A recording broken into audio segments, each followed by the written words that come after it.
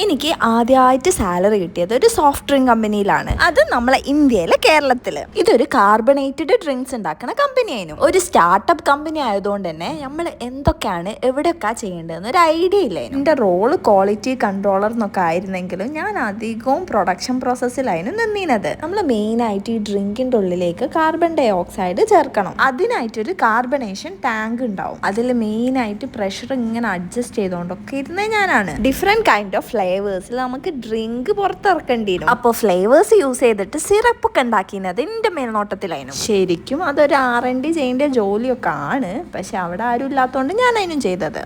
ലാബലിങ് packing ഒക്കെ ഞാൻ ഇവിടെ ചെയ്തിട്ടുണ്ട്. പിന്നെ സ്റ്റാഫിൻ്റെ അന്നേക്കുള്ള പണികളൊക്കെ ചെയ്യാൻ വേണ്ടിയിട്ട് ഞാൻ അസൈൻ ചെയ്യാറുണ്ടായിരുന്നു. അപ്പം നാട്ടിലൊക്കെ ഒരു ഫസ്റ്റ് ജോലിക്ക് കയറുമ്പോൾ ഇന്നതാണ് നമ്മളെ പണിയെന്നൊന്നും ഉണ്ടാവില്ല. അപ്പോൾ ഓണർ എന്താണോ പറയുന്നത് അതൊക്കെ ചെയ്യേണ്ടി വരും. എങ്ങനെയാണെങ്കിലും മാസാവസാനം ഒരു 13,000 RS നമ്മളെ അക്കൗണ്ടിലേക്ക് വെക്കും. അതുകൊണ്ട് തന്നെ നമ്മളെ വിശ്വസിച്ച് നമുക്ക് ഫസ്റ്റ് ജോലി തന്ന ആളോട് നമ്മൾ എപ്പോഴും ഗ്രേറ്റ്ഫുൾ ആയിരിക്കണം. അപ്പം നമ്മളെ ഈ ചെറിയ തുടക്കം വലിയ യാത്രക്കുള്ളതാണ്.